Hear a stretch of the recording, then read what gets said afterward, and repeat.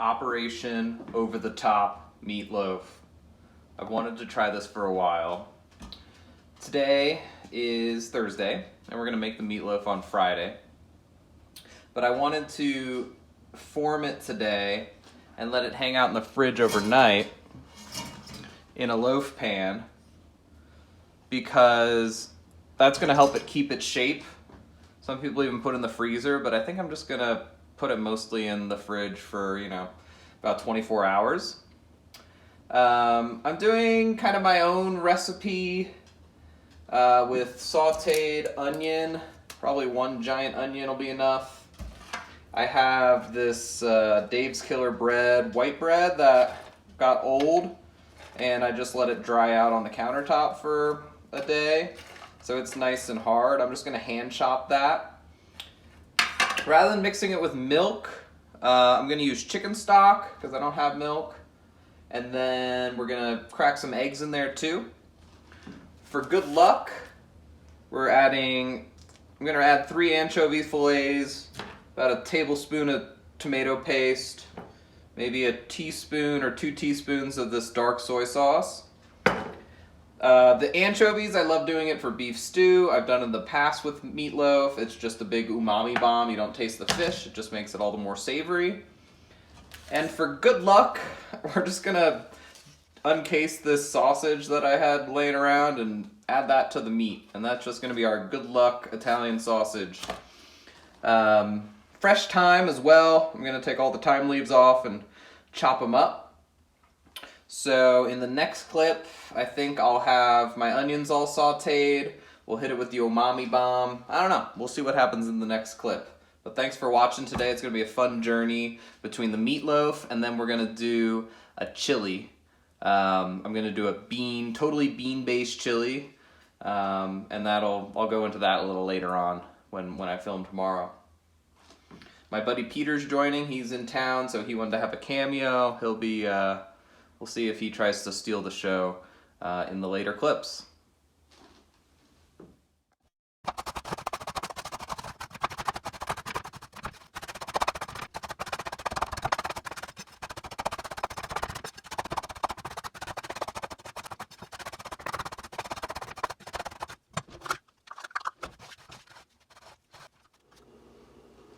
Alright, that big onion made well over 2 cups of chopped onions.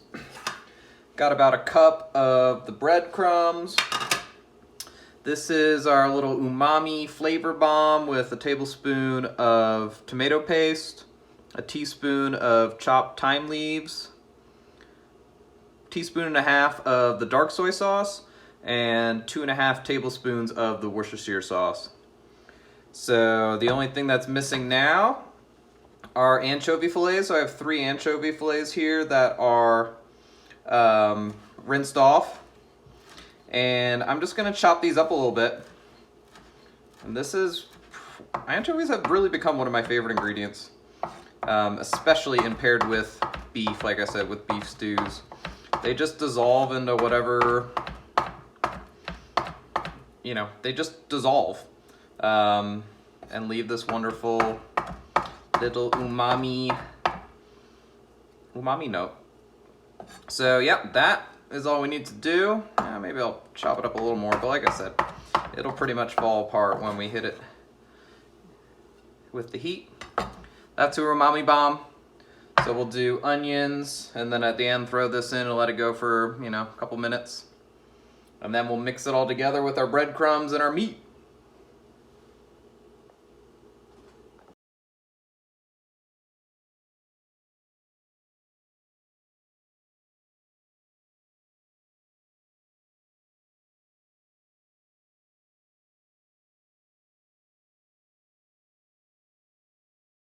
Alright, this is where it all comes together.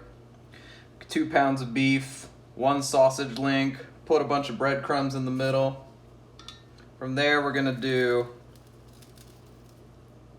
teaspoon, just under 2 teaspoons of salt, healthy bit of black pepper,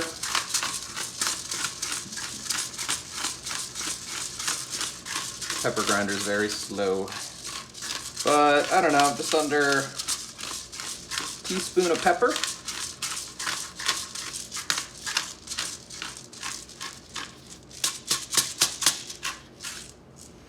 Then we have a half cup of, this is my homemade chicken stock that I pulled out of the freezer. And we'll rehydrate some of those breadcrumbs. Then we got 2 eggs to also help moisten it and really just bind everything together.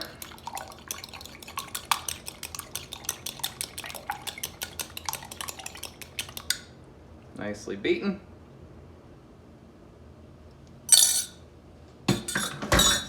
And then finally, our onions mixed together with all the other good stuff.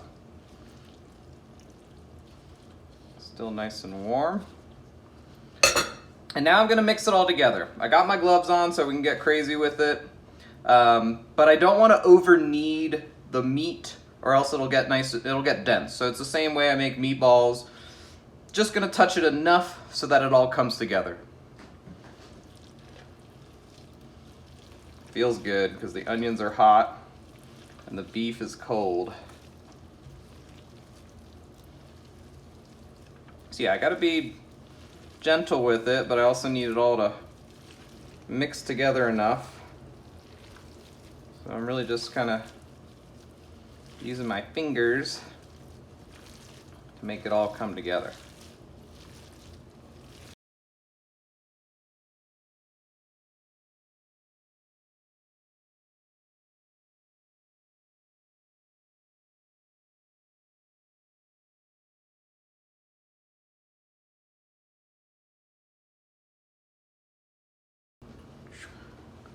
All right, I think it's all mixed together enough. What I'm gonna do next is transfer it into this loaf pan here.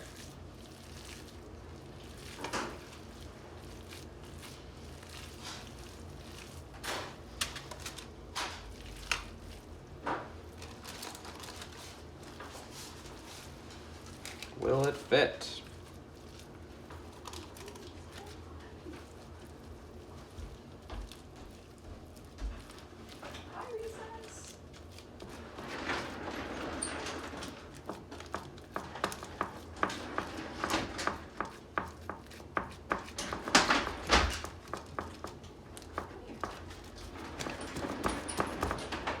All right, it all fit.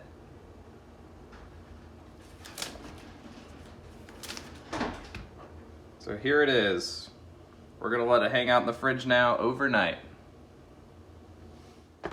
And because we're taking on such a somewhat ridiculous recipe with this over-the-top meatloaf chili, I thought what better time to finally buy a bag of 15 bean soup mix. I always see these in the grocery store and I've always wanted to try a recipe with them. Been on a big bean kick and this has most of them. Also comes with this weird ham beans flavoring packet, but I will not be using that. So I sorted them, just double checked for any rocks. There were 0 rocks in the bag. And I'm gonna soak these tomorrow morning. Hey, I'm making a cameo for this delicious looking meatloaf here. Yeah, let's take a look here underneath at what we got.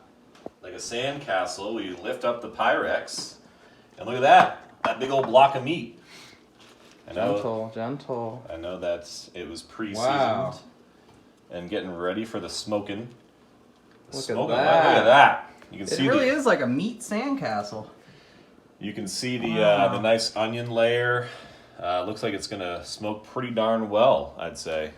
Yeah, no, this is definitely Pete Meat approved. Pete Meat approved. Okay. We have our beans soaked here. We've added a can of petite diced tomatoes. We've added, well, that's it so far. We're gonna add the rest of our chicken stock. Homemade chicken stock, mind you. Homemade chicken stock, mind you. Fat and all. Just add it all there. Also gonna add some garlic, just whole garlic cloves.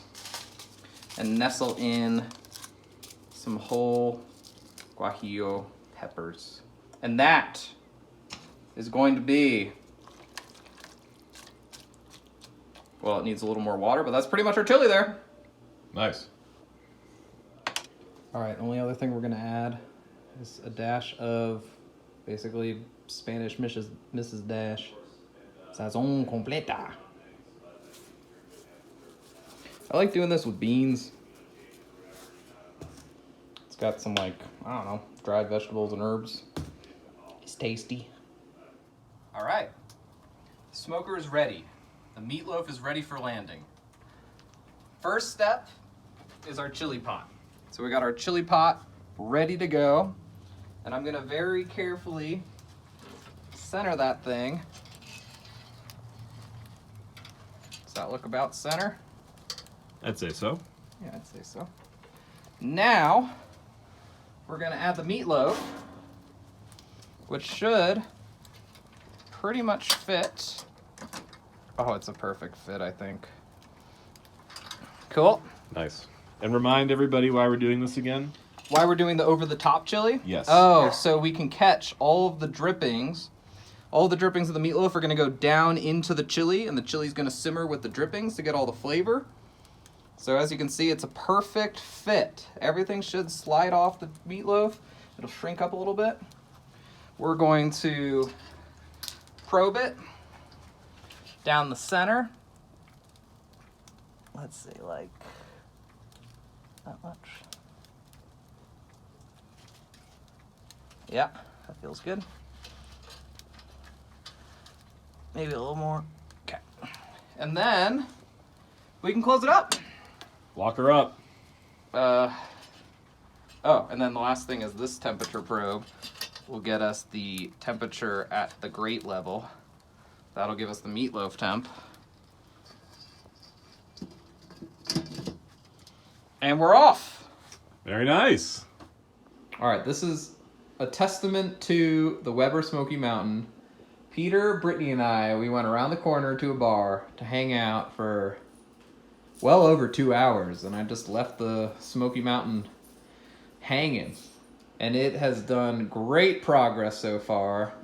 I estimated about 4 hours. We're about almost 3.5 hours in now. Only 4 degrees from our target temp. So it's done great. I was nervous coming back to the house after all that. 10 minutes, But, you called it. Yeah, we're on track. There we go. Take a look at Oh my God, it's beautiful. that. Wow, look at that. Look at that baby. All right, let's glaze So, it. how long has this been? It's going for about 3.5 hours now. Okay. And how much longer would you say it has to go? I think it'll be about 20 minutes. Okay.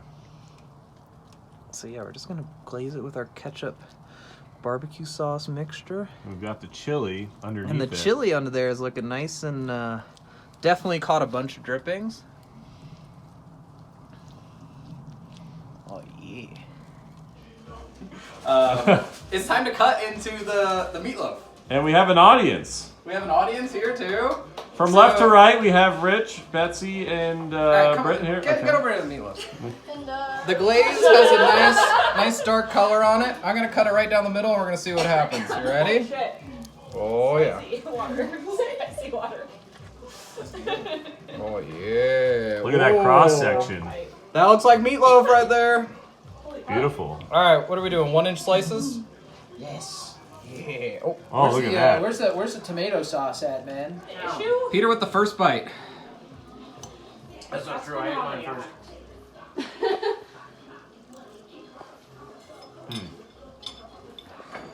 All right, Peter, what do you have to say? It has the same texture as any other meatloaf, but but the other thing is that it has a ton of abundant flavor profile. On the outside, you have that barbecue hit that hits the front of your mouth immediately before settling into like this delicious meat undertone. Fantastic. 10 out of 10. 10 out of 10. Highly would recommend. Smoke this. It's Pete Meat approved. Meats, meats. Pete's Meats. All right, I've already had a few bites of the chili. As you can see here, we have 15 beans with a little bit of cheese on top. I ended up blending the guajillo peppers along with a bunch of the beans to help it thicken up. And now it's time to give you a on-video taste here.